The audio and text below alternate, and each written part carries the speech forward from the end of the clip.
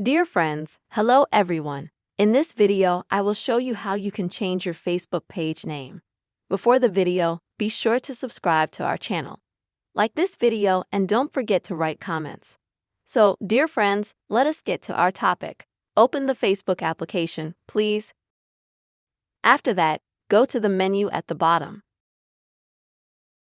Then if you're on your Facebook account, you'll need to first click on this sign on the top right-hand side and select your Facebook page.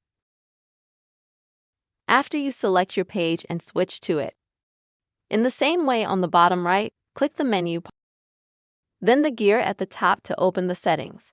Now, please scroll down a little bit and find this section of page settings.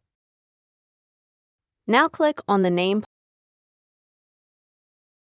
and when this page loads, please click on the name section and edit it or change it completely. After that, you will need to click on the blue Change Name button. This is the way you can easily change your Facebook page name. I really hope you found the video helpful and that it was useful. Don't forget to put likes, write comments, also be sure to subscribe to our channel. See you soon.